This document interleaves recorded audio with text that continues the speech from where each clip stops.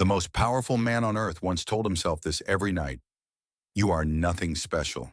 This man ruled the Roman Empire. He commanded armies. Millions obeyed his word. And yet, he feared one enemy more than war, more than death, his own ego. Marcus Aurelius understood a brutal truth: ego doesn't make you strong. It makes you fragile. Ego is the voice that whispers, "I deserve more. They should respect me. I must prove myself." And the moment you obey that voice, you lose control.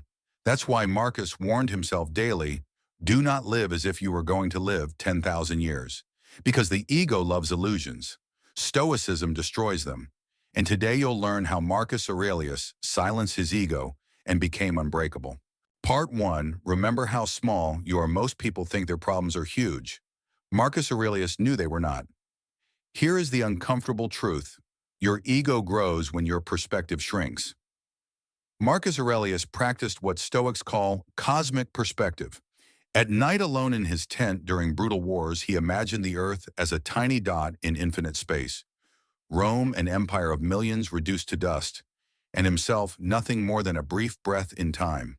He wrote Alexander the Great and his mule driver both died, and the same thing happened to both. That thought was not depressing, it was liberating. Because when you understand how small you are, offense loses its power. Think about it. According to modern astronomy, Earth is one planet among over 100 billion galaxies. Your argument, your embarrassment, your wounded pride, they don't even register. Reset moment, breathe in, say it with me. This moment is small. Marcus knew ego feeds on importance. It wants to feel central, seen, respected.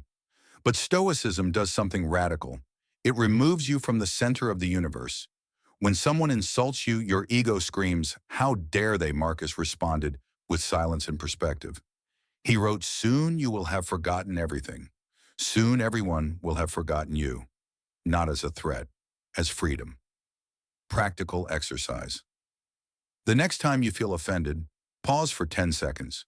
Picture Earth from space, then zoom out further. Ask yourself, will this matter in 100 years?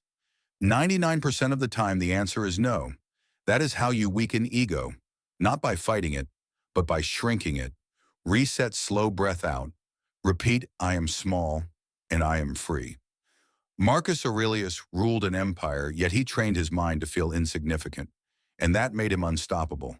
But shrinking your importance is only the first step, because even a small ego can still crave applause, and that is where the next battle begins. Part 2. Kill the need for praise. Most people don't realize this, but the fastest way to lose control of your life is to need other people's approval. Marcus Aurelius ruled the Roman Empire, yet he constantly warned himself about something far more dangerous than enemies. Not rebellion, not assassination, but praise. He wrote, "It never ceases to amaze me. We all love ourselves more than other people, but care more about their opinions than our own." That single sentence exposes the ego completely, because ego does not want truth. Ego wants applause. Think about modern life. According to a 2023 behavioral study, the average person checks their phone 96 times per day. Why? Not because of survival, but because of validation. Likes, comments, approval. Reset moment, breathe in slowly. Say it with me. Praise is not power. Marcus Aurelius understood something brutal. The moment you need praise, you hand control of your emotions to strangers. If they clap, you feel high. If they ignore you, you feel empty. If they criticize you, you feel attacked. That is not strength, that is slavery. Marcus wrote his Meditations never intending anyone else to read them. No audience, no recognition, no applause, just integrity. He reminded himself, if you seek tranquility, do less, or do what is essential. Stoicism does not ask, will this impress others? It asks, is this right? Here's the uncomfortable truth. Most people don't fail because they lack talent. They fail because they chase approval instead of excellence. Marcus Aurelius practiced silent discipline. He did good without announcing it. He endured hardship without complaining. He led without seeking admiration. Reset, slow breath out. Repeat, I do not need applause. Practical example.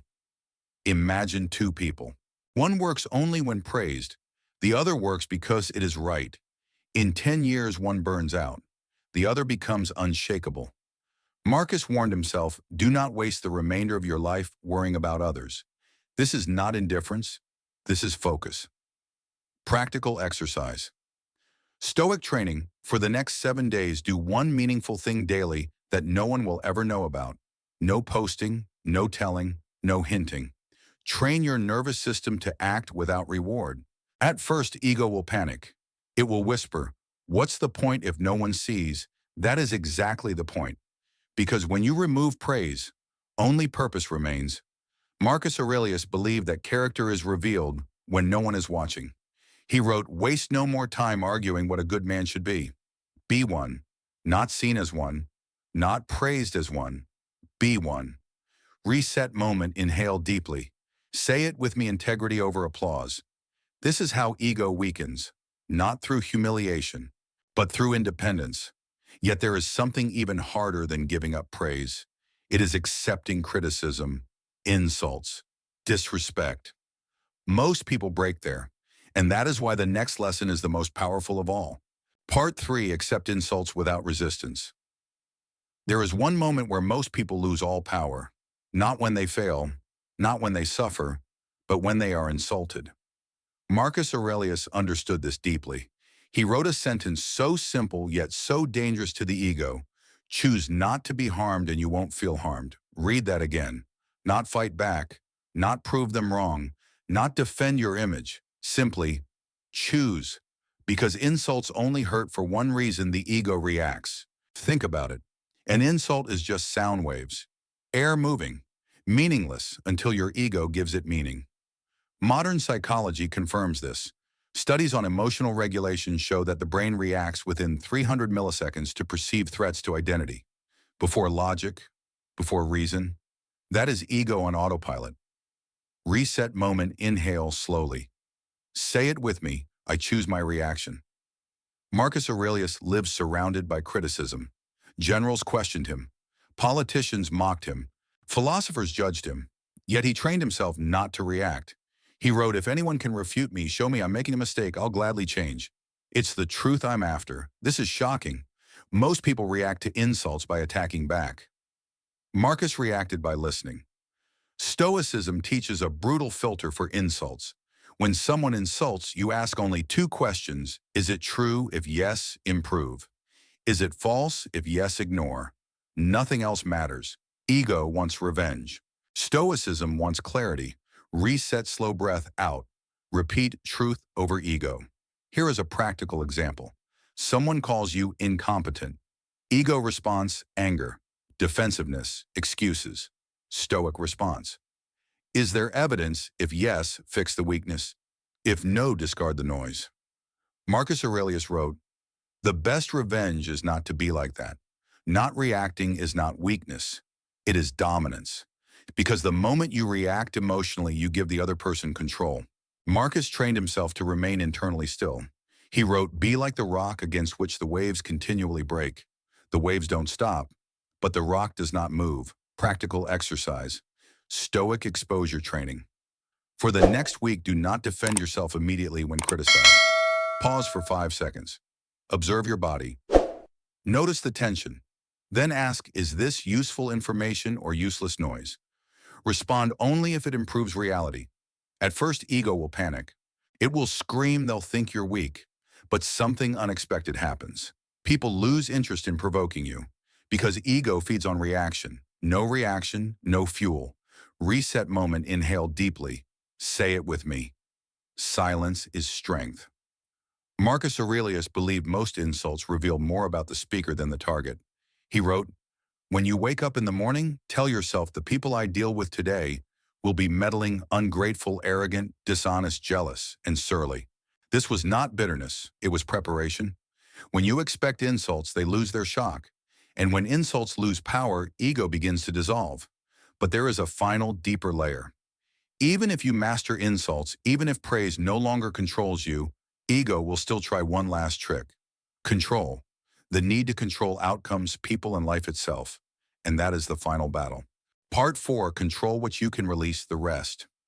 There is one illusion the ego clings to until the very end. Control. Control over people. Control over outcomes. Control over how life should unfold. Marcus Aurelius understood that this illusion destroys more minds than any enemy. He wrote this sentence to himself again and again. You have power over your mind, not outside events. Realize this and you will find strength. Read that slowly. Because most suffering begins the moment we try to control what was never ours. Ego says, they should understand me. Life should be fair. This shouldn't be happening. Stoicism responds with clarity. Control is internal, everything else is borrowed. Reset moment, inhale slowly. Say it with me, I control my mind. Marcus Aurelius ruled an empire, yet paradoxically, he accepted that he controlled almost nothing. Plagues killed millions. Wars broke out without warning. Friends betrayed him. His own body weakened. And still he remained calm. Why? Because he separated life into two categories, what depends on me and what does not. This idea later became the foundation of Stoicism, known as the dichotomy of control. Modern neuroscience supports this ancient wisdom. Studies show that people who focus on internal locus of control experience up to 30% lower stress levels and greater emotional resilience. Ego wants to control the storm. Stoicism teaches you to build a stronger ship. Reset, slow breath out. Repeat, I release what I cannot control. Practical example. You send a message. No reply. Ego spirals. Did I say something wrong? Are they disrespecting me? Stoic response, you controlled the message. You do not control the reply. Peace returns instantly. Marcus Aurelius wrote, if it is not right, do not do it. If it is not true, do not say it. Notice what is missing. No obsession with outcomes. No attachment to reactions. Only alignment with character. Practical exercise, Stoic discipline. Every morning write 2 lists. List 1, things I control today. My effort, my honesty, my discipline, my response. List 2, things I release. Opinions, outcomes, timing, luck. Train your mind daily to let go. At first, ego will resist violently. It will whisper, if I don't control everything, I'll be weak. Marcus answered this fear clearly. The happiness of your life depends upon the quality of your thoughts, not circumstances, not people. Thoughts. Reset moment, inhale deeply. Say it with me. Peace begins with acceptance. When ego dies, something powerful replaces it. Clarity, stability, inner authority. Marcus Aurelius did not destroy his ego to become passive. He destroyed it to become unshakable. He could lead without arrogance, suffer without collapse, die without fear. And that is the final lesson. Destroying your ego does not make you smaller. It makes you free. Marcus wrote near the end of his life, pass through this little space of time in harmony with nature and end your journey content. No applause, no control, no illusion, only mastery of self. Final reset, slow breath, in and out. Say it with me one last time, I master my mind. If this series helped you see your ego more clearly, don't let the lesson stop here. Like this video to reinforce discipline, share it with someone still fighting their own mind. Subscribe to the channel Making Life Better for more Stoic wisdom that builds inner power. And now here's something important. Comment one word below. Control not for me, for yourself. Because as Marcus Aurelius proved, the ultimate victory is not over others, it is over yourself.